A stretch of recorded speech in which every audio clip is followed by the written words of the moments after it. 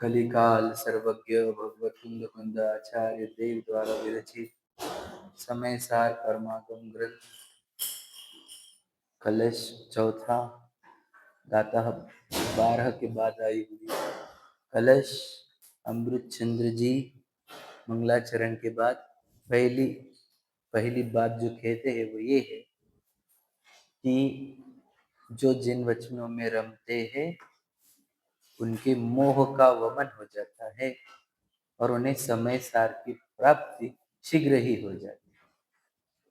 बताओ,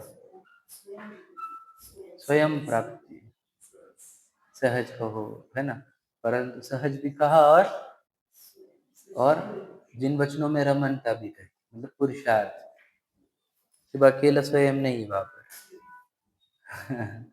मुझे ना स्वयं वांत मोह कहने से पहले जिन वचसी रमनते कहा है, तो याद रखना जो जिन वचनों में रमेगा उसका मोह का वमन होगा।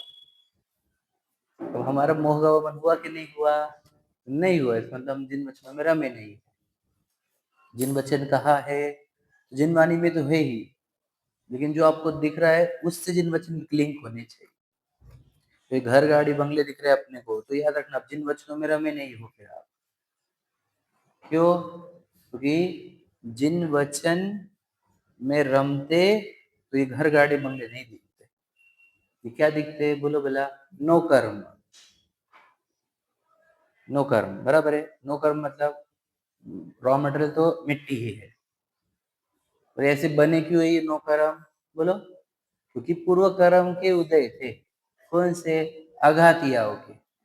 तो अघाती कर्म के फल में प्राप्त हुए नो कर्म रूप देखना चाहिए था हमने। तो कहते थे जिन वचन में रमा, है कि नहीं? मतलब प्रैक्टिकल करना है इसका।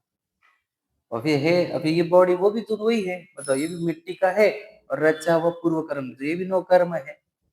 इसको नो कर्म देखे, आसपास की चीजों को नो कर्म देखे। और याद रखना नया बंधन जो होता है वो किससे होता है? भाव कर्म से। भाव कर्म कैसे बनते हैं बताए आपको? बोलो।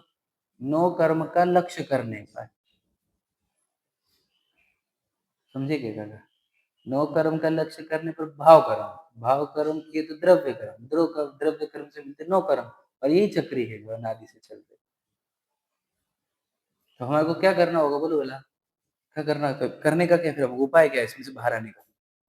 एक ही उपाय बोलो, अभी के चैप्टर में बोलो, अभी के जो नो कर्म से लक्ष्य हटाओ और जिन वचनों में लगाओ।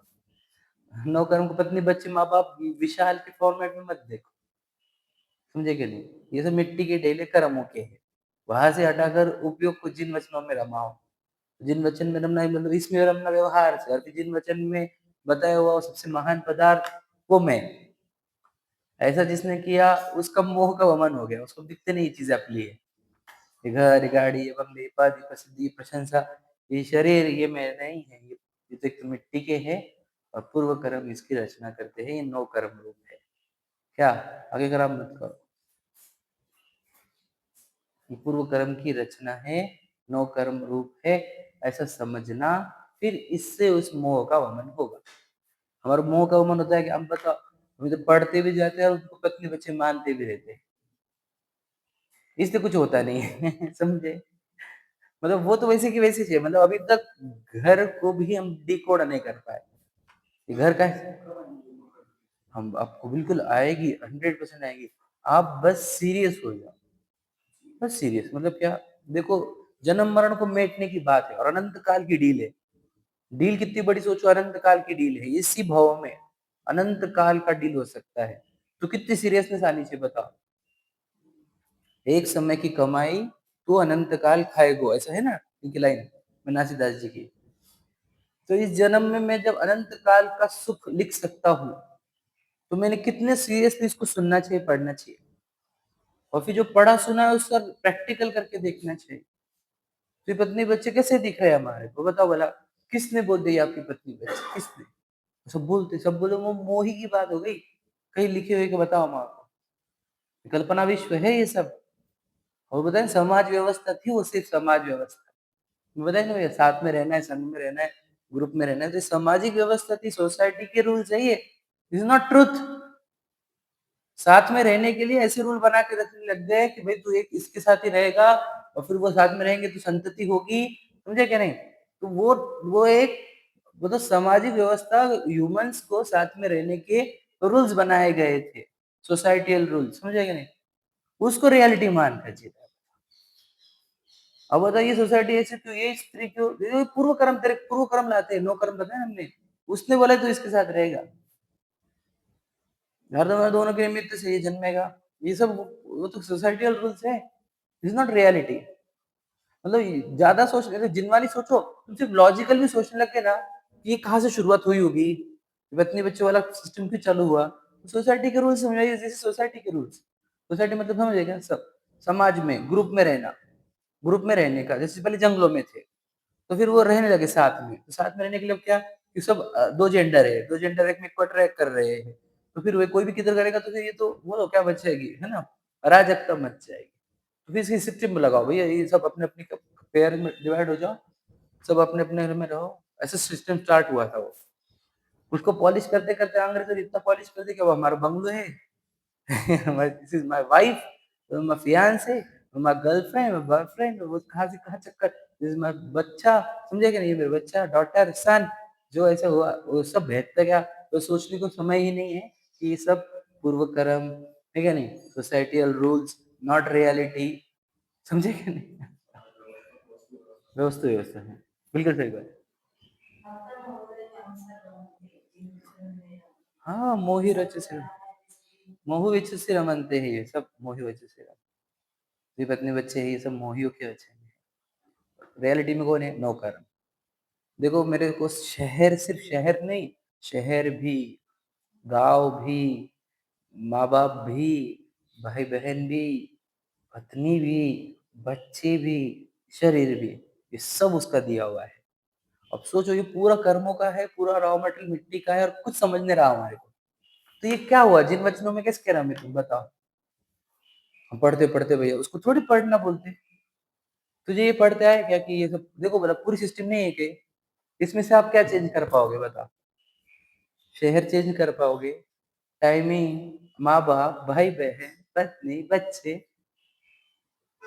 ये सिस्टम है कहने लगी हुई कर्मों की है ना, तो अप्लाई है ये, पूर्व में जो अपराध किए थे उसके दंड है ये, इनके साथ रहना पड़ेगा, इनकी सेवा करनी पड़ेगी, समझे कि नहीं, तो ये रियलिटी नहीं है, दिस इज काल्पनिक, है ना, काल्पनिक है और मिट्टी के है, रियलिटी नहीं, और कितना काल क्षणिक, किसी भी मोमेंट पे तू चला जाएगा या वो चला जाएगा, बताओ क्या बचा इसके ऐसे, कितना काल्पनिक, कितना क्षणिक है ये, समझ में आ रहा है भैया, आप समझे क्या, सोचने लगोगे तो बराबर दिखेगा, देखो मैं सोच रहा हूँ इसलिए आपको बोल पा रहा हूँ, मैं तो मैं कभी कैसे बोल पाता आपको, अभी जिनवानी में भी देखो थोड़ा लिखा रहता है, बहुत कुछ समझना रहता है, थोड़ा लिखा है बहुत समझना, तो बोलते हैं ना थोड़ा कहा बहुत समझना, याद रखना थोड़ा ही वो बोलेंगे इशारा, आपको उसको विस्तार करते चलना है, याद रखना, वो तो मैं खुद से विस्तार कर ले रहा हूँ, आपको भी बता रहा हूँ विस्तार की हुई चीजें, लेकिन आपने भी चल करना चाहिए, ये काहे के लिए है,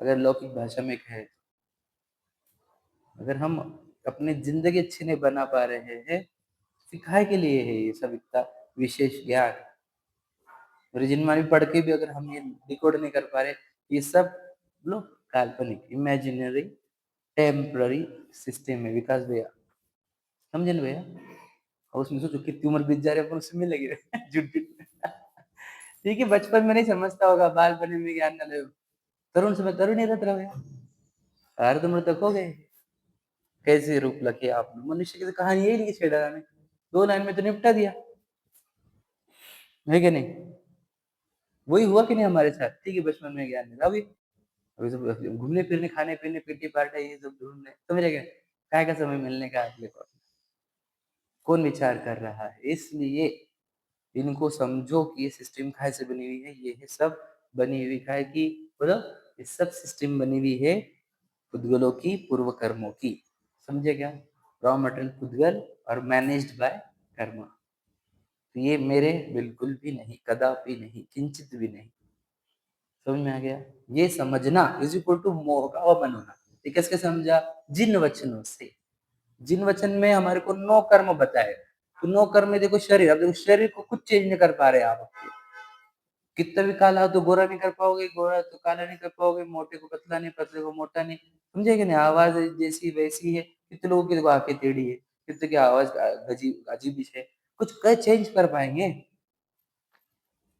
किसी की हाइट कम, किसी की हाइट ज़्यादा, है ना? कोई भद्दा दिखता, कोई सुंदर दिखता, सब अलग-अलग चक्कर किसका ही है। जिन वचनों में जब हमारे को बताया कि नौ कर्म है, तो हमने नौ कर्म क्यों नहीं देखा अभी तक इसको? और सुंदर चेहरा मिल गया, वो उसी में आकर्षित है बस, और सबको आकर्षित करने के चक्कर में। समझे कि नहीं? और उसके अंदर क्या मटेरियल भरे हुआ, समझ में? क्या ऊपर की कवरिंग, कुछ तो समझो। समझे कि नहीं? समझ रहे क्या? जागरूक करने का काम है हमारा, और हमको जागरूक होना ही होगा। तो मोह का वमन होगा, तब समय सार की प्राप्ति होगी। अब इन सब सिस्टम में सुखी-दुखी जो हो रहा है, जो कल्पना कर रहा है, वो मैं। समझ में आया? इतना सरल है वो। इसमें क्या होता है पता है क्या? अब जो सिस्टम आगे चलती रहती है, इसमें रियल मानने लग जाना है इसको, कि देखो मैं विशाल हूँ और मेरे साथ ये हो रहा है, ये मोह है। फिर मुझे ये चीज़ें चाहिए बोला कि मुझे इसको लाना है, कुछ भी करके मुझे करना है, तो वो हो गया राग। और ये क्यों हो गया ऐसा, क्यों? इसको हटाओ, इसको निकालना है मेरी ज़िंदगी से, ये करो, वो करो, ये द्वेष। अब ऐसा बिज़ी हो जाता है इन चीज़ों में, मोह, राग, द्वेष में, कि इधर वस्तु कौन-सी है, वो समझने का समय ही नहीं मिलता। समझ में आया क्या? ये है वो बात, जो ट्रेजेडी हमारे साथ हो रही है, वो ये ट्रेजेडी है। अब इस ट्रेजेडी से बाहर कैसे आते हैं? ये सिस्टम कर्मों की है, समझ लेना, नो कर्म। कर्म खिल रहे कि नहीं इसके अंदर? ये नो कर्म, समझे? नो कर्म कर्मों की सिस्टम है। उसके अंदर के पूरे चेंजेस लाना, दूर करना कर्मों के हाथ में है। ये पता चलने पर सिस्टम ऑटोमेटिक है, कर्म ड्रिवन है। ये पता चलने पर उधर कुछ मैं कर नहीं सकता, उधर से दृष्टि हटाकर अपने अंदर आए, तो पता चल गया कि मैं कौन। समझे क्या? अब हम बाहर ही उलझे रहेंगे तो अंदर की चीज दिख रही नहीं, हमारे को नहीं दिख रही, इसका कारण है कि हम बाहर उलझे हुए हैं। वो सिस्टम को रियल मान चुके हैं, मोह वाली, ये पत्नी बच्चे वाले सिस्टम को। समझे क्या नहीं? और फिर उधर चेंज भी करने हैं हमारे को, अकॉर्डिंग टू मी, है ना? मैक्सिमम कन्वीनियंस हमारे को लाना है वहां पर, ठीक है नहीं? अनुकूलता, उसके लिए प्रयत्नशील है, तो फिर उस इतने चक्कर में वो लाइन है, कैसे रूप लखे आपनो, कैसे मिलेगा समय खुद को पहचानने का? समझे क्या? किसी भी यहाँ पे पढ़ पढ़ कर तुम चले जाओगे ऐसे कोरे कोरे, तो नहीं चलेगा। जहां जा रहे हो वहां पे पूछो ये क्या है, बोला था ना आपको, पूछो ये क्या है, ये रोटी क्या है, ये सब्जी क्या है, ये दाल चावल क्या है, ये घर बंगले क्या है, ये माँ बाप कैसे है, और ये क्यों है, मैं यहाँ ही क्यों हूँ, मुझे बदलते क्यों नहीं आ रहे, इनके साथ ही क्यों रहना पड़ रहा है, ये क्यों नहीं मिलता? इन सब के उत्तर क्या है? ये जो दुनिया बोलती, याद रखना, मैं बोलता हूँ समझदार जो थे, जो जैनिज्म ने नहीं थे, वो भी भाग्य को समझते। उनको पता नहीं ये भाग्य का विधाता कौन है, तो भाग्य की विधाता देवों को मानते। लेकिन उनको ये समझता है कि लॉक की वाला ही है, मुझे इतना ही मिलेगा। तो उनको हमारे इसमें भाग्य विधाता कोई है नहीं, कौन है? कर्म। तो हमारे याद रखना, हमारे जैन ही कर्म को भी नहीं समझ पा रहे, भाग्य को भी नहीं समझ पा रहे, और दिन रात उद्यम चल रहा है भाग्य को सही करने का, बदलने का, और इसी चक्कर में स्वयं को पहचानना रह जा रहा है। सबसे सबसे ब्रिलियंट प्रजाति सबसे मूर्ख बन रही है आज के डेट। सिस्टम तो इतनी बताओ, ऋषभ देव का बदल नहीं सका कोई, भगवान महावीर को कोई बदल नहीं सका, तीर्थंकरों को कोई बदल नहीं सकता, तुम्हारे कौन बदल देगा? विचार करो, आशना जी पर उपसर्ग हो रहे तो कुछ नहीं किया देवों ने। ऐसे कैसे देव है वे, कि भाई तुम गर्भ कल्याणक में आ गए, जन्म कल्याणक में आ गए, दीक्षा कल्याणक में आ गए, तब कल्याणक में, और फिर बताओ बाद में उत्सव होने दे रहे तुम, क्यों नहीं आए देव? बताओ भाई, कौन उत्तर देगा? क्यों नहीं आए देव? बोला, सोचो सोचो, क्यों नहीं आया रामदेव? जब उपसर्ग हो रहे थे तब भाग्य नहीं था। भाग्य मतलब कौन से कर्म को जाए? मान के चलो अघातिया में असाता वेदनी का एग्जाम्पल पकड़ के चलता है, समझ में? तो जब असाता वेदनी का उदय चलेगा, तो वो उदय किसी को आने देता नहीं, ये रूल याद रखना। वो आने देने लग जाए तो असाता वेदनी कौन बोलेगा उसको? समझा क्या क्या कहा? तो जो आए हैं वो किसने लाए हैं? साता वेदनी ने आपके जीवन में भी, समझे कि नहीं? और आपके जीवन में दुःख कौन आने दे रहा? वो साता वेदनी है। आप समझे कि कुछ कहा? वो दुःख आने नहीं दे रहा। क्यों? अब कितना अच्छा हमारा साता वेदनी, समझा नहीं तू? वो दुःख आने दे रहा नहीं मतलब तुझे तो और बहका रहा है वो। वो तो बहुत डेंजर है, हनी ट्रैप बोलता हूँ मैं भी तो। याद रखना दुःख के प्रसंग अच्छे हमेशा, लाइन ट्रैक पे रहता है वो एकदम। सुख के प्रसंग तो इतने डेंजरस होते हैं, क्या बताऊँ? मेरे पास शब्द नहीं उसका दुःख बताने में और उसका कितना बड़ा गेम है वो सुख के प्रसंग। समझे क्या? तो तीर्थंकरों को कोई बदल नहीं पाया, हमारा कोई बदल पाएगा? कोई बदल नहीं पाएगा। तो कहना क्या है, वो जो वो पिक्चर कर्म ड्रिवन है, मिट्टी का है, उसमें मेरे को चलता क्या देखो, मैं वस्तु कौन सी हूँ? अमूर्ति। मेरे पास हाथ ना पैर, ज्ञान दर्शन गुण, मैं तो सिर्फ झलका ही सकता हूँ। बताओ इस बॉडी को, बताओ हमने बताया जिनेंद्र रोहन की प्रतिमा को स्पर्श करना है, अभी तो मैं अच्छी वाली बात बोल रहा हूँ, आप गलत स्पर्श भी पकड़ सकते होंगे। तो भगवान जी की प्रतिमा को स्पर्श करने का है, तो याद रख स्पर्श तो ये करेगा, मैं तो करूंगा नहीं। याद रखना मैं हाथ को भी स्पर्श नहीं करता हूँ, आपको पता है ना।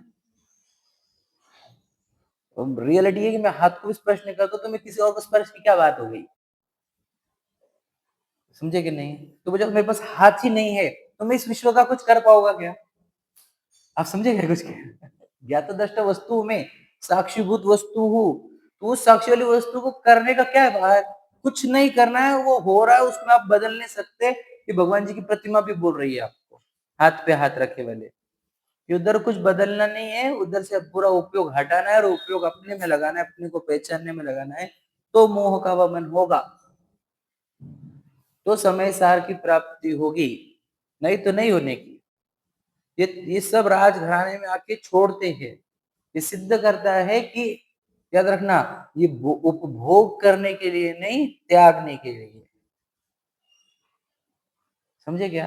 अगर यानी इससे भी कुछ भारी वस्तु है, इससे भी कोई बड़ा काम है, समझे क्या नहीं? अब चक्रवर्ती का वैभव सोचो तुम, कौन से लेवल का रहता है सब जानते हैं, और वो छोड़ता है उसको। समझे क्या नहीं? नहीं छोड़ा तो सातवें नरक में जाएगा, नहीं तो उसी भव से निर्वाण। विचार करो, भोगने की सामग्री नहीं है, ये परीक्षा है। भोक्ता क्या आत्म कल्याण करता।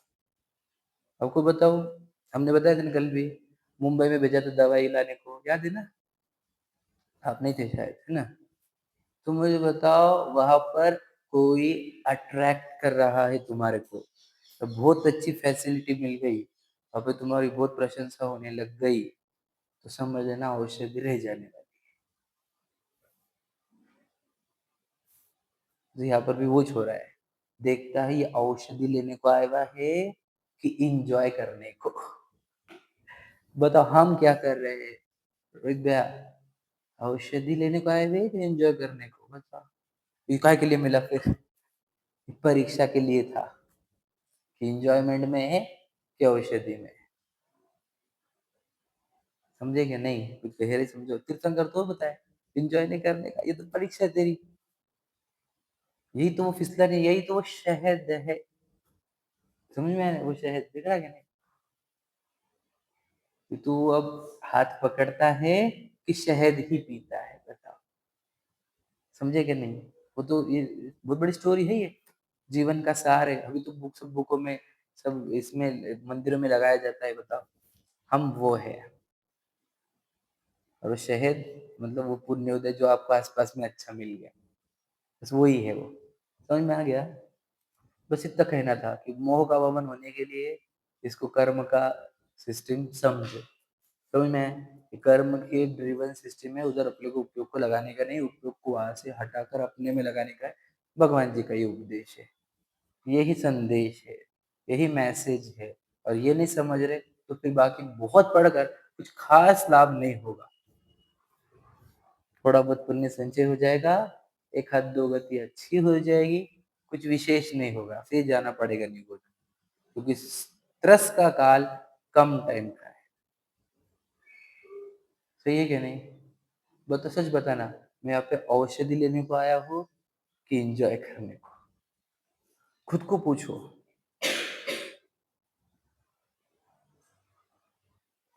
औषधि भी जब तक औषधि लेने को आए होगे, तो जो कुछ अच्छा मिल रहा है वो क्या बना देगा आपको? डिस्ट्रैक्शन, परीक्षा। तो बताओ औषधि के लिए कितना समय है और एंजॉयमेंट के लिए। हमारे जीवन में कल का दिन देख लो, 1 साल देख लो पहले का, या अभी तक की उम्र देख लो। औषधि के लिए था कि एंजॉयमेंट के लिए? जो मिला उसको एंजॉयमेंट में लगे हुए सब। चलो जाएँगे, चलो घूम के आएँगे, चलो ये करेंगे, चलो उधर चलो, चलो ये चलो, चलो समझ में आ गया? सब लोग तो वही है ना, बोलो क्या है? एन्जॉयमेंट में लगाने वाले। हम बताओ अब दिक्कत क्या है? कि जब समझो हमारे को ये पता नहीं है, तो हम बेटे को कहाँ देंगे? एन्जॉय कराने वाले क्या औषधि वाले? बोलो भैया बोलो भला, जिसके पास औषधि है, जो औषधि खोज रहा है उसके पास देंगे कि जो एन्जॉय कराएगा हमारे बेटे को उधर देंगे? नॉट पर्सनली हाँ, ये तो मेरे साथ हुआ है इसलिए मुझे पता है। समझे कि नहीं? पसंद नहीं, समझे कि नहीं? अब लक्ष्य हमारा कुछ नहीं पता, बच्चों को भटकाते हैं हम। बताओ बच्चों को हम फैसिलिटीज़ दे रहे हैं ना, तो याद रखना हम उनको एन्जॉयमेंट मोड में ऑन करा रहे हैं, औषधि के लिए नहीं बोल रहे हैं। तुमने उनको बड़ा बना दिया, बहुत बड़े पोस्ट पे लग गए। अब भटकेंगे वो डेंजर। वो अनंत काल जब तड़पेंगे ना, तो उसमें निमित्त तुम भी रहोगे। विचार कर, सच्चाई है जो बोलनी है, मुझे बोलना काम है हमारा। सच्चाई तो सच्चाई है। हम जो एंजॉयमेंट मोड के लिए है कि लो औषधि ढूंढने के लिए मैं इस नगरी में क्यों आया हूँ? अपने आप को पूछो और बताओ। ठीक है, पढ़ते हैं अपन, चलो अब आगे का। अब इनका पढ़ना है हमारे को, बनारसी दास जी का। इधर तक हो गया ना अपना? हाँ, पेज नंबर 132। निहचे में रूप एक विवहार में अनेक, यही ने विरोध में जगत आयो है। जग के विवाद नासिबे को जिन आगम, जामे साधुवाद नाम लक्षण सुहायो। दर्शन मोह जाको गयो है सहज, आगम प्रमाणता के हृदय में आयो है। अनेसो अखंडित अनूतन अनंत तेज, ऐसो पद पूरन तुरंत तिनि पायो।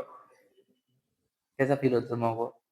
और तो ऐसे एकदम गजब का फील होता है, ऐसे रोंगटे खड़े हो जाए ऐसा। क्या लिखा है उन्होंने? अनेसो अखंडित अनूतन अनंत तेज, ऐसो पद पूरन तुरंत तिनि पायो है। बताओ, तुरंत, अखंडित, अनूतन, नया नहीं, अनूतन, अत्यंत प्राचीन, अनंत तेज। कौन सा तेज? सूर्य प्रकाश। जो प्रकाश है इसमें गर्मी है कि प्रकाश है, लाइट है? तो किरणें जो है सूर्य की, उसमें तेज है कि प्रकाश है? बोलो। तो याद रखना, वैसे तो तेज नहीं होता उसके अंदर, तो ये गर्मी कैसे हो रही है हमारे? समझ में आया? तो तेज है, तो ये हमारे ज्ञान की किरण है, वो भी तेज है हमारा। समझे कि नहीं? तो अनंत तेज, ऐसो पद पूरन, पूरन परिपूर्ण, तुरंत तिनि पायो है। कब? किसको बोलो?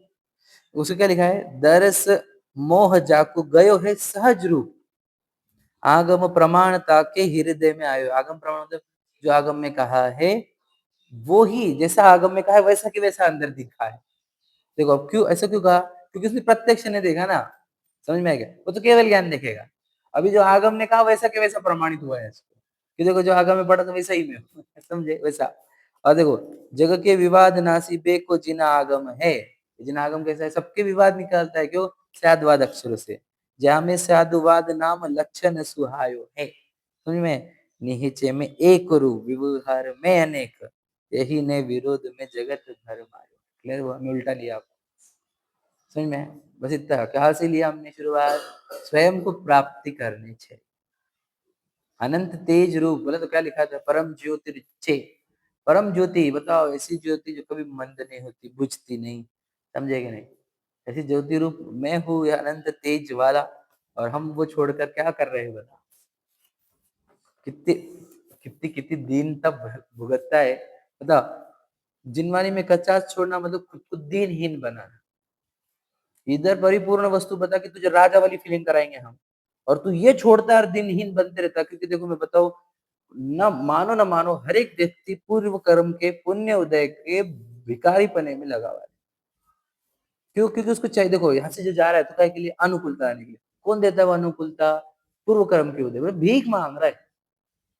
इधर हम भी देखो बोल रहे देखो कुछ चाहिए नहीं, अब ये फील में ला रहे तुझे कि जब तू बोलेगा कि मुझे कुछ नहीं चाहिए, तो ये छोड़ देता और बोलते भैया बहुत काम है। मतलब भिखारी बने में ज्यादा इंटरेस्टेड है, जहाँ पे एक चीज ऐसी बचती नहीं जो नहीं चाहिए रहती। इसका वो देखा कि वो भी चाहिए, उसका वो देखा तो वो भी चाहिए। अरे निस्तब चाहिए चाहिए कि भीख लगी रहती। इधर राजा बने का अनुभव करा रहे तुझे हम, तू उधर चाहिए चाहिए वाली भीख फीलिंग में जा रहा है। क्यों? क्या चाहिए हमको बताओ भला? जो मिलेगा आपको, क्या बताओ, ठंडी हवा की लगी भी ना वो भी पुण्योदय देता है। इस शरीर को निरोगी रखने के लिए एक एक क्षण वो पुण्योदय देता है। तुमने एक चीज बोला कि ऐसा होना चाहिए, तो समझ लेना कर्म ऑर्डर कर दिया तुमने, क्योंकि वो कर्म के उदय में मिलेंगे। ऐसे थोड़ी आपके मन पे मिलेगा, अपने भावों से। याद रखना, अपने भावों से नहीं, वो उदय देते रहता है। और याद रखना, हमारे को याद रखना बाय डिफॉल्ट आपको लग रहा होगा अबे बैठे बैठे हम हजारों लाखों डिमांड लेकर बैठे हैं, बिकॉज भैया सब बराबर चलता है, व्यापार बराबर चलता है, शरीर निरोगी रहे, सुनने को मिले, बच्चे का अच्छा हो, उसका वो हो। क्या लगता है आपको? और ये सब उदय देता है क्या नहीं? यानी हम मांग रहे कि नहीं कर्मों से? अब जो कर्मों से मांग रहे तो क्या बोलेंगे? मेरा गिराई के टेंशन मत लो, समझे कि नहीं? मैं उससे उसका समय लूंगा, उपयोग लूंगा, और उसको भाव देते रहूंगा, क्योंकि उसको भाव चाहिए, अनुकूलता चाहिए, है क्या नहीं? किसी को चाहिए नहीं मुक्ति, किसी को नहीं चाहिए। बस बस मिलती रहे अनुकूलता। मतलब याद रखना, अनुकूलता की डिमांड मतलब बोलो कर्मोदय की डिमांड, कर्मों की डिमांड। अंदर से उठा चाह तो समझ लेना बंद गया। वो बंधा कर्म का हो जाएगा वो छोड़ दो, लेकिन वो टाइम पे चाह उठी मतलब बोलो विकारी वृत्ति, डिमांड, तड़पन, उसी मोमेंट पर तकलीफ देने वाली तड़पन उत्पन्न हो। और एक क्या फील कर सकता था मैं कि इस देह जितने आकार में, ये नौकरम है ना मेरा, इस नौकरम के आकार में अनंत गुण रूप विराजमान हूं, अनंत शक्ति वाला। बताओ, परिपूर्ण किंचित कमी नहीं मेरे अंदर। अनादि अनंत, याद रखना, अनंत काल तक केवल ज्ञान अरहंत सिद्ध दशा उत्पन्न करने वाला पदार्थ। क्या कमी मेरे अंदर बताओ? एक वो फीलिंग है कि मैं परिपूर्ण हूँ, और एक ये फीलिंग है यार चाहिए, ये भी चाहिए, वो भी चाहिए, वो भी चाहिए, कब मिलेगा? देंगे, वो देंगे तो उसको हेल्प करो, उसको मांगो, उसके चापलूसी करो, उसके आगे आगे करो। सुने ये करते कि नहीं? सबके अलग अलग, कोई पति को कर रहा, कोई पत्नी को कर रहा, कोई सेठ को, कोई मालिक को, कोई सीनियर को, समझे कि नहीं? कोई माँ बाप को, कोई किसको, वही चल रहा है। अंदर भीख मांगी गई कि फिर बाहर कुछ ना कुछ ऐसे करेगा, वो नहीं प्राप्त होती छल करेगा, लोभ करेगा, छुपा के लेगा, खींच के लेगा, छीन के लेगा, ब्लफ करके लेगा। समझे कि नहीं? ये कितना गंदा गंदा उत्पन्न होता है मेरे अंदर भाव, जब मैं खुद को बोलता हूँ तो। चाहिए वाली ऐसी डिजायर डेंजर क्रिएट होती है कि किसी को धोखा देकर भी चाहिए, छुपा कर भी चाहिए, किसी को दिखे नहीं, मालूम नहीं पड़े, चापलूसी करनी पड़े, दो चार झूठी तारीफ करनी पड़े, कुछ भी करता है। हाँ जी हाँ जी करता है, भीख मंगा जैसा। बुरा मत लगने देना, मैं भी हूं उसमें, सिर्फ आपको नहीं बोल रहा हूँ। मुझे बोलना है ये कितनी खराब वृत्ति है हमारे अंदर, और ये तोड़ने की नहीं है क्या? राजा बन के नहीं जीने का है। क्यों? एक राग प्रवृत्ति मेरी भिखारीपन की सूचक है, याद रखना। नहीं चाहिए मुझे कुछ, और कर्मोदय के बिल्कुल भीख नहीं चाहिए। यहाँ पे चक्रवर्ती का पद भी ला लेंगे सामने, मुझे पता है कि वो क्या कर रहा है, वो चेक कर रहा है कि तू बहकता कि नहीं। बहकाने के अवसर है वो मेरे, पुण्य उदय तो और बहकाने के अवसर है, उसमें और अलर्ट मोड चाहिए मुझे। तो याद रखना पापोदय में तो भी मैं अलर्ट लाइन पर रहूंगा अपने। पता है कि भैया देखो कर्म कैसे खेल रहे। पुण्योदय में कर्म नहीं दिखते, मेहनत दिखती, पुरुषार्थ दिखता, मैंने लाया है, मैंने किया है, कर्म नहीं दिखते वहां पर। और क्या जबरदस्त चीजें, क्या कलर, क्या ड्रेस, क्या फिगर, क्या टेस्ट, क्या वो ऐसा रहता है कि भूल ही जाता कि कर्म की परमाणु से बना हुआ है, कर्मों ने दिया हुआ है, पुण्योदय है, कुछ काल के लिए है, और जानने वाली चेतना है, चेतना के पीछे चेतन है। कुछ नहीं दिखता पुण्य के उदय के काल में। इसलिए अपने अंदर की ये जो चाहिए वाली वृत्ति पूरी खत्म करो। पहचानो इनको मिट्टी के है और कर्मोदय के है। आपको पता है एक एक कण, मैं क्या बता सकता हूँ आपको, ये एक एक परमाणु जो याद रखना, ये हाथ बनाया क्या, इतने परमाणुओं को जोड़ने के लिए संघात याद है क्या आपको, 93 प्रकृतियों में एक एक हिचकी आती है, पलक झपकती है, एक सांस अंदर जाती है, रेस्पिरेशन, ब्लड सर्कुलेशन, एवरीथिंग कर्म डिराइव कर रहे, कर्म कर रहे, उसको सिस्टम लगाए वाली है पूरी कर्मों ने। और अगर मैं बोलूँ ना किसी की मुझे तारीफ चाहिए, एक उसकी तारीफ करवाने के लिए कितने कर्म खर्च हो जाते हैं, सोचो। मैं तारीफ के लिए पूरा जीवन व्यर्थ कर रहा हूँ, नाम के लिए, कुछ मतलब कुछ पैसों के लिए, कुछ नाम के लिए जी रहे, और मांग रहे कर्मों से, दो दो थोड़ी प्रशंसा, दो थोड़ा धन, दो थोड़ा पद, दो दो दो दो।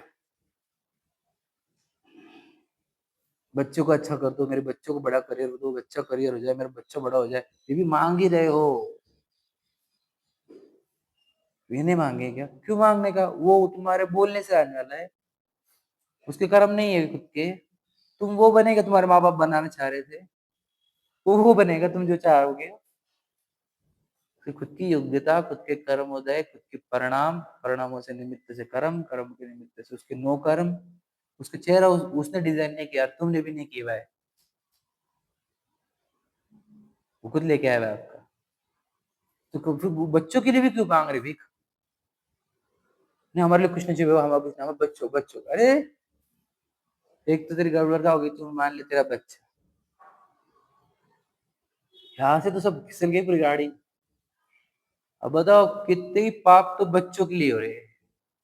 और सदा सुद्धा जी बोलते हैं, सुनना उनका पढ़ा सा लिखा हुआ है कि वो अगर वो पैसे कम है घर में तो बोलते हैं, तुम्हारे पूर्व में तुमने दान नहीं दिया था, इसलिए तुमको गरीब दरिद्रता मिल रही है, और तुम्हारे चक्कर में पाप नहीं करूंगा, भुगतना मेरे को अकेले को है, मैं नहीं करूंगा तुम्हारे लिए कोई पाप। समझे कि नहीं, तुम्हारे तुम्हारे कुछ करना होगा, तुम्हारे तुमने पूर्व में कुछ पुण्य करे नहीं, दान दिए नहीं, कुछ नहीं, से तुम्हारी दरिद्रता आ रही है आज। तुम्हारे अच्छे उदय होते तो आज धन होते आपके पास। तुम खुद ही इतने हीन पुण्य लेकर आए हो, तो फिर और तुम चाहते हो कि मैं गलत काम करूं और तुम्हारे को धन लाके दूं, तो वो पाप जो करूंगा ना मैं, वो मुझे अकेले को भुगतना पड़ेगा, गतियों गतियों में मैं नहीं करूंगा वो का पाप, वो तुम्हारे उदय।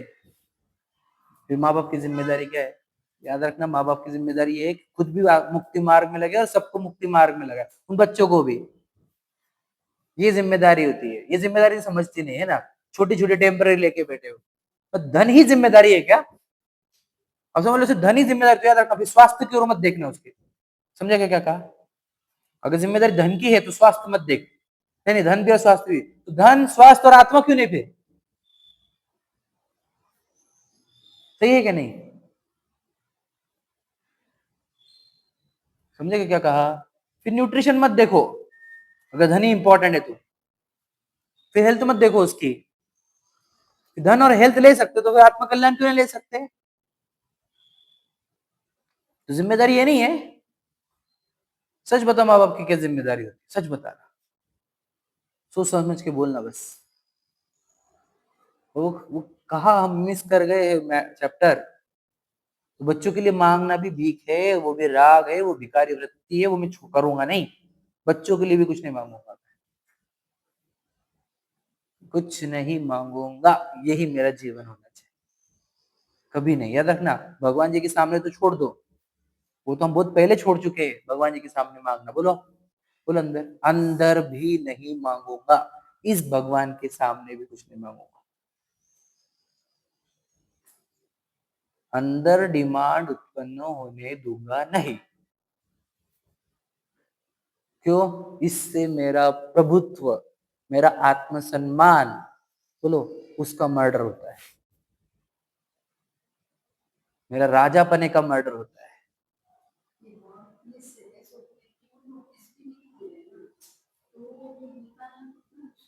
मैं हाँ, मतलब देखो, चलो अभी अच्छा चैप्टर हो गया सामने, बोल देता हूँ इसका भी उत्तर। देखो याद रखना, कोई भी चीज़ छोड़नी हो, उसे दुःखदायक समझो। यानी समझ से त्याग होता है, ज्ञान प्रत्याख्यान है। जब तक दुःखदायक लगी नहीं और छोड़ोगे, तो घूम फिर के वहां पर ही पहुंच जाओगे। दुःखदायक समझो और फिर छूटती है, छोड़नी नहीं पड़ती। तो याद रखना, आपको इच्छा दुःखदायक लगी नहीं है, इसलिए छूट नहीं रही। कितनी दुःखदायक होती है बताओ। यहाँ पर बैठा हुआ ना कि मैं भी एकदम शांत और आपको समझा पा रहा हूँ, अंदर इच्छा उत्पन्न होगी ना, तो कंसंट्रेशन समझाने में भी कम हो जाएगा और अंदर जलन जो चालू होगी। मुझे पता नहीं, पर ऐसा जलन जलन बहुत फील होती है हमेशा। मैं सोचता भी हूँ, देखो जैसे अभी, अब समझो हम 3-4 लोग हैं, हाँ, 4 लोग बात कर रहे हैं, बीच में से एक आधे ने कुछ बोला और फिर दूसरे से बात चालू हो गई, तो क्या होगा ना, क्या वो अच्छी भी बातें करते रहेंगे तो मेरे को जलन जलन फील होगी, मतलब क्यों जलन हो रहा, फिर याद आएगा अरे उसने वो एक शब्द बोला था वो वाला, या उसने बोला था वो काम तेरा खत्म नहीं हुआ, तो देखो कल तेरा लास्ट डेडलाइन है तेरी, कल ही कंप्लीट करना हो। तो वो एक जलन जलन ऐसी फीलिंग होती है, फीलिंग में आती है जलन जलन, तो ट्रेस होती है, वो कह रही है जलन कहाँ से रही, यहाँ से आई। तो फिर बहुत सारी जलन देखी थी मैंने, मतलब ये जलन कहाँ से आई, उसके सोर्स में गया मैं, तो मैं चाहता हूँ अनुकूलता, यानी ये लोभ कषाय का ही पार्ट है। तो इसे ट्रेस करते गया हमें कि मैं शांत क्यों नहीं हूँ अभी। तो ये समझ में आया, ये इच्छा ही है यार सबसे डेंजर, याद रखना, बर्निंग डिजायर, समझे क्या, चाह दाह, और कितना बोलू बोलो, शुभ शुभ शुभ शुभ भाव की ज्वाला से झुलसा है मेरा अंतस्थल। झुलसना समझ रहे हैं? ज्वाला से, शुभ शुभ भाव की ज्वाला से लिखा है, पढ़ो। शीतल समकित किरणें फूटे, संबर से जागे अंतर्बल। समझे कि नहीं? तो ये जो अग्नि है जलाने वाली, वो बहुत तड़पाती है, यानी क्या चाहिए वाली अग्नि मुझे बहुत तड़पाती है, मुझे शांत बैठने देती नहीं। ये ट्रेस हो गया तो मैं देखूंगा मुझे कौन सी चाह उत्पन्न हो रही है, फिर उस चाह को निपटाते चलो, खत्म हो गया। और जैसे ही चाह मिटी कि आपका मन प्रसन्न हुआ और चेहरा भी प्रसन्न। बोलो, लाइन सुनो कि आपको, देखो क्या लाइन है वो, मिटी चाह, इसमें कीजिए ना विसर्जन पाठ की, देखो। अब काल पूरा हो गया, मिट्टी चाह, अच्छा छेड़ा लगी क्या, देखो बोला कहाँ की लाइन आ रही, देखो याद नहीं आ रही, मैं बताता हूँ, हाँ, कि इसमें की शकल ये है कि देखो याद ही नहीं आ रहा कहाँ की, पर अब याद बोलो कि मेरा मन शांत भयो कि सकल ज्ञान के साधन में खिल जाते हैं। ऐसी कुछ लाइन है कि चाह मिटी और आनंद आया, उस ऐसे चाह मिटी और आनंद आया, बस इतना तो है। आपको पता है कहा लड़ना किससे, आपको पता है, आपको मतलब कर्मों से मुक्त होना ही नहीं हमारे। सच बोल रहा हूँ मैं आपको, कर्म तो बाहर ही खेल रहे हो, जो भी है वो मेरे प्रदेशों के बाहर है। मुझे तो मुक्त इस इच्छा से, राग से ही तो मुक्त होना है मुझे, और क्या। वितराग क्यों बोला हुआ, वित कर्म ही नहीं बोला है, समझिए, कर्म बीत गए, वो व्यवहार से बोला जाता है। जो प्राइमरी स्टेज पर तो उसको कर्मों से मुक्त भगवान बोलते हैं, जब ऊपर चढ़ता है तो राग से मुक्त भगवान बोलते हैं। तो किससे मुक्त होना है मुझे बोलो, चाहिए वाला जो भाव है उसको राग बोलते हैं, चाहिए वाला भाव, उसी का नाम राग है, उससे मुक्त होना है मुझे, बस और कुछ नहीं। क्यों? वही तो तड़पाने वाला भाव है, और कौन तड़पाता है मुझे, समझेगा आराम। तो क्या चाहिए अपने को, कुछ नहीं चाहिए, इसको निकांक्षित कहते हैं। कैसे हुआ निकांक्षित, बोलो, सत्ता दिखने पर।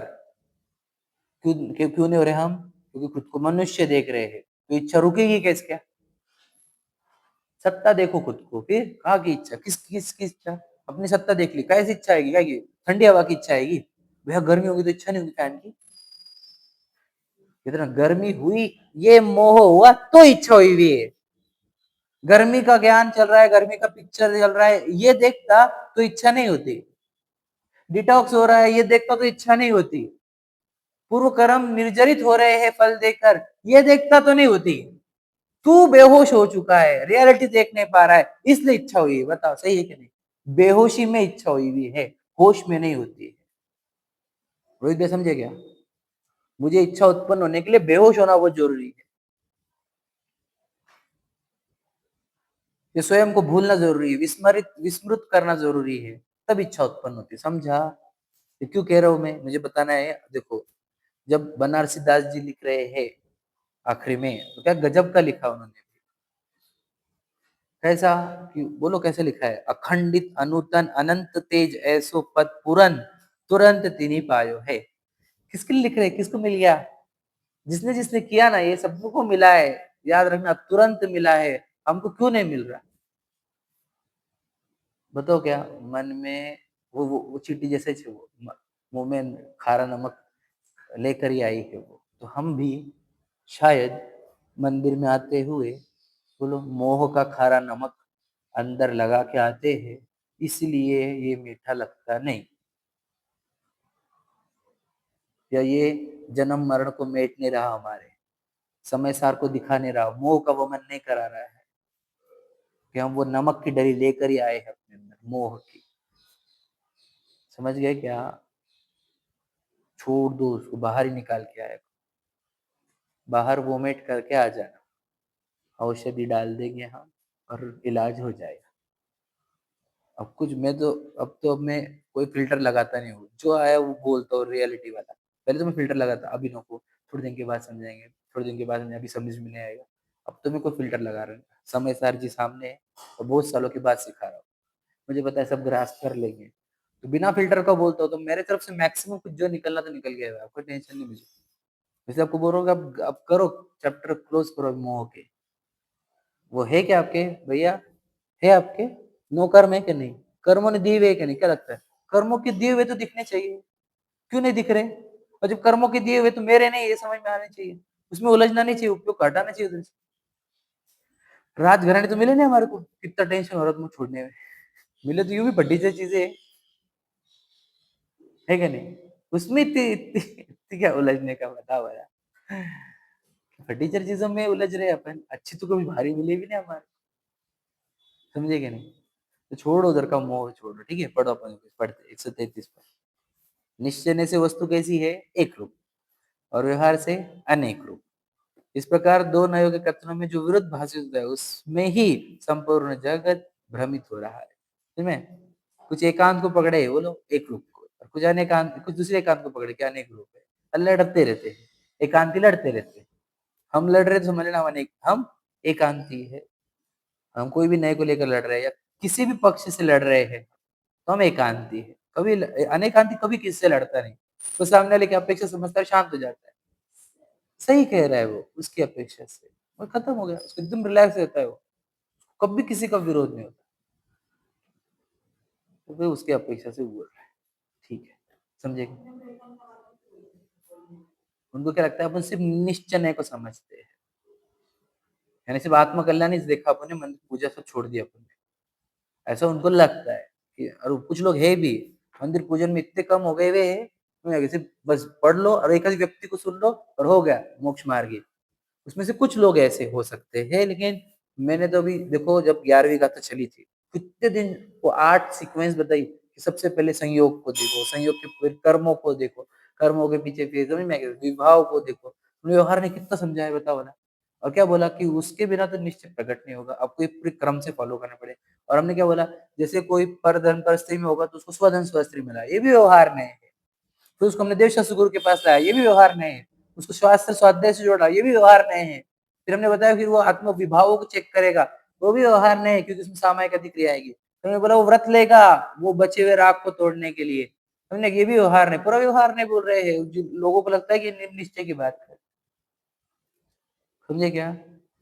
अरे हमारे उनको देखो यार, जो आरोप लगाते हैं उनको तो कुछ ज्ञान है ही नहीं, बिल्कुल ज्ञान नहीं उनको। मतलब भाई जो स्वाध्याय ले रहे, सिखा रहे, व्यवहार नहीं में चाहता बेटा, क्या मालूम है?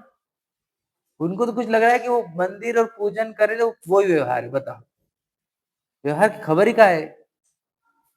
व्यवहार की रेंज कितनी बड़ी, तुझे क्या पता? तूने एक क्रिया विशेष को व्यवहार बोला है, समझे क्या नहीं भैया? समझ रहे? कोई भी क्रिया पकड़, ये व्यवहार है। और ये व्यवहार भैया यहाँ पे आत्मकल्याण महाव्रत व्यवहार है। बताओ क्या बोलेंगे और? सही है कि नहीं? आत्मा ज्ञान दर्शन वाला है, ये व्यवहार है। बताओ, आत्मा प्रमत्त है, ये व्यवहार है, आत्मा अप्रमत्त है, ये व्यवहार। तो क्या बोले तुझे? व्यवहार हम व्यवहार की चर्चा नहीं करते हैं उसको ऐसा लगता है एकांती वो बोलते हैं ऐसा एकांती कौन है बताओ वो एकांती है कि नहीं मिथ्या दृष्टि मतलब एकांती छे कल ही बोल चुके हैं हम मिथ्या दृष्टि के पास व्यवहार नहीं होता होता है क्या कल बताए सम्यक दृष्टि को फूटते हैं दो क्योंकि दोनों अंश देख लिए उसने एक को मुख्य करता एक को गौण करता समझ में आया कि नहीं सम्यक दृष्टि को व्यवहार मिथ्या दृष्टि उनको थोड़ी व्यवहार है उनको भी व्यवहार नहीं है एकांती है वो समझे अब तो समझ में आ गया चल भी पढ़ता आगे देखो उक्त भ्रम को दूर करने में स्याद्वाद वाणी से संपन्न जैनागम संपूर्णतः समर्थ है ठीक है जिस व्यक्ति के दर्शन मोह के उदय में होने वाला मिथ्यात्व भाव चला गया उसके हृदय को उक्त स्याद्वादमयी आगम सहज ही स्वीकृत हो जाता है समझ में आया? जिस दिन आपको जिनवानी सच लगे और पूरी दुनिया झूठ लगे तो समझना जिनवानी समझी ये रूल याद रखना ऐसा लगे ना हर एक जन झूठ बोल रहा है मेरे से हर एक व्यक्ति एक एक शब्द जो आज तक कान पर पड़ा सब झूठे सिर्फ जिनवानी में सच लिखा हुआ है तो समझना जिनवानी समझी है एक एक इन मोहियों की बात गलत लगे और जिनवानी की बात ही सच लगे तो समझना हमारा क्या है बोलो भला कि ये भी सच है और वो भी सच है निश्चय इनसे सुनो व्यवहार उनसे सुनो वे समझ रहे समझ रहे कितनी बड़ी भूल है हमारे अंदर नहीं नहीं उनको भी ज्ञान है लौकिक का ज्ञान उनको है कौन बोला तुम्हारे को उनको पता ही नहीं कि वो जीव है आसपास के लोग जीव है वो तो अपना बिजनेस कैसे सेट करते कैसे प्रॉफिट लेते कैसे ब्लफ करने का कैसे कमीशन देने का समझे क्या नहीं वो सिखाते किसी और को लूटने की बातें सिखाते वो क्या सिखाएंगे हमारे को व्यवहार अपना भैया बिजनेस है करना पड़ता है ये बोल बोल के क्या क्या नहीं करवाते तुम्हारे से तो कितने पाप करवाएंगे तुम्हारे से बोलने की चाहे कि भैया व्यापार व्यापार ऐसे करना पड़ता ऐसा नहीं है बिल्कुल ऐसा नहीं लेकिन आपको यही बोला गया है उसके बिना व्यापार नहीं होता उसके बिना नहीं चलता हुआ तो धंधा नहीं होता तेरे से ऐसा बोल बोल के अपने अंदर तक डाला है उन्होंने गंदा गंदा समझे क्या इसलिए कह रहे हैं हम कि वो उनसे कुछ सीखने लायक नहीं है अज्ञानता की चरम सीमा पर हुए मिथ्या दृष्टि व चरम समझे क्या नहीं अनंत काल तक निगोद ब्रह्मचारी उनकी क्या बातें सुनेंगे हम एक शब्द सुनना नहीं इनसे तो दो चार हाथ दूर रहना है इन लोगों से और रहना भी तो सुनने का नहीं अगर मजबूरी पूर्व कर्म ने रखा के रखा साथ में तो फिर भी सुनने का नहीं अब ये तीन लोग के नाथ की छोड़कर उनकी सुनेंगे हम सर्वज्ञ की छोड़कर ये अल्पज्ञों की सुनेंगे हम पवित्र आत्मा को छोड़कर ये मिथ्या दृष्टि आत्मा की सुनेंगे हम इसलिए नहीं सुनना उनका मिथ्या दृष्टि हो ठीक है देखो उसके हृदय को स्याद्वाद मई आगम सहज ही स्वीकृत होता है देखो सहज ही समझ में आया बिल्कुल उसको ऐसा लगता है कि यार क्या मिल गया हमारे को और एक एक बात ऐसी दिखती उसको कि देखो ये बोली थी और ये रियलिटी है ये सुना था और ये रियलिटी है बिल्कुल वही बात बोली खान पान में देख लो बोलने चलने में देख लो व्यापार में देख लो है ना कर्मों में देख लो लोगों के साथ इतना बुरा क्यों हो रहा पंचम काल ऐसा क्यों हो रहा पंचम काल में लोगों के पास एक मेरे को खाएंगे जब प्रैक्टिकली दिख रहा है कैसा हो रहा है देखो और ये जिनागम में लिखा था तो मतलब कितना परफेक्शन है ये लिखा हुआ पंचम काल में ये होगा वो होगा वही की वही दिख रहा है और ये लिखा हुआ कितने सालों से तो कितना ऐसा इतना स्पष्ट दिखता है उसको कि यही है सर्वज्ञ की रानी कर्म की प्रक्रिया दिख रही कर्मों के उदय में लोगों के साथ क्या क्या हो रहा दिख रहा उसको पूरा कर्म सिद्धांत दिखते रहता है और एकदम पक्का विश्वास होता है कैसा बोलो भला क्या बताएं हम उसकी इतनी दृढ़ श्रद्धा रहती है आगम के ऊपर कि जिन वच में शंका न था निशंकित वो वाली शंका भी जीरो हो जाती है उसकी बिल्कुल क्योंकि उसका नहीं यही तो रियलिटी है बताइए परमाणु किसने बोला नहीं मुझे और ये पूर्ण पूर्व कर्म की फल है नो कर्म है ये किसने बोला आज तक इसमें रस नहीं है किसने ने बोला इसने सब बोला और ये सच्चाई थी याद रखना मैं सच बताऊं मेरा योग इतना अच्छा आप सबका भी कि हम एआई भी मिल गया हमारे को हाँ सुनो मतलब दुरुपयोग नहीं सदुपयोग जो आज हमारे को समझना है कि ये क्या है तो एआई को डालो वो बता रहा है और सोचो वो भी मैच हो रहा है उसको मतलब आज परमाणु को इतना डीप रिसर्च हो गया दुनिया में और हमारे को पूरे बुक नहीं पढ़ने पड़ रहे हैं को बोलता निकाल के दे रहा है तो वो जो हमने आगम में पढ़ा था उसकी रियलिटी वाली चीजें भी हमारे सामने आज पहले वो परमाणु को सिद्ध नहीं कर सकते 200 साल पहले आज वो सिद्ध हो गया तो केमिकल्स सीओ टू वो सब वो जब इतना सिद्ध हो रहा है कि ये परमाणु के सिद्धांत जो जिन शास्त्र में लिखे थे, परमाणु, स्कंद वगैरह, ये पूरे की पूरे रियल थे। ये किसको समझते नहीं थे पूर्व में। आज हमारे को साइंस का युग भी मिल गया, जिनागम भी मिल गया, एआई भी मिल गया। बड़ा योग अच्छा है हमारा। शायद ये बताओ, ये सूचक कर रहा है कि हमारा काल आ गया, अंत। संसार अब अंत होने आ गया, हमारा एंड होने को आ गया है। बस अब कुछ काल बचा है थोड़ा सा। ये एक राग खत्म हुआ कि खत्म। जो जो समझना था सब कुछ समझ गए, खुद को समझना था खुद को समझ गए। ये मिट्टी है तो ये सब मुझे जिनागम से मिला है, तो जिनागम का उसको सहज स्वीकार होता है। समझे कि नहीं। मैं कैसा हूँ कुछ बोल रहे नहीं, किस कुछ मालूम मैं कैसा हूँ, कितने को पूछा हमने, और उन्होंने जो बताया वैसे कि वैसा अंदर दिखा। बताओ कितने गजब की चीज है। जैसे जिनागम को वो सिर पे रखता है अपने, हर समय कोई भी प्रश्न पूछना हो तो जिनवानी को पूछता है। समझे कि नहीं। या जिनवानी की गायक को, जिनवानी के समझ रखने वालों को देखो। और वह कुनयों से अखंडित, समझ में, कुनय से जो खंडित नहीं होता, अनादि अनंत परिपूर्ण ये पूर्ण पद को शीघ्र ही प्राप्त कर लेता है।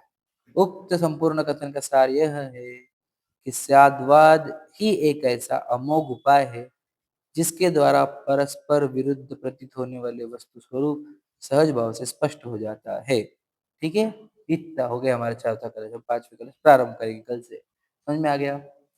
तो ये कलश को भी कितना समय दिया हमने, काय के लिए, जिन वचनों में रमोगे मोह का वमन होगा, समय सार की प्राप्ति होगी। ये रूल याद रखना। मोह का वमन भी होना चाहिए, ये सब अपने को झूठे झूठे दिखने चाहिए, कर्मों के दिए हुए मिट्टी के दिखने चाहिए। और ये मेरे है, ये सब मोह का वोमेट करो, अपना कुछ नहीं इधर। और इधर जो वो परम ज्योति है अनादिकालीन है ना, उसका परम तेज निकल रहा है, उसमें से रोशनी निकल रही, ज्ञान की किरणें निकल रही। जब से आप बैठे हो तब से ज्ञान की किरणें निकाल रहा है जो, उस ज्योति को देखना है हमारे को, वही समय सार शीघ्र प्राप्त करना है। ठीक है। चलो। सहजानंदेषु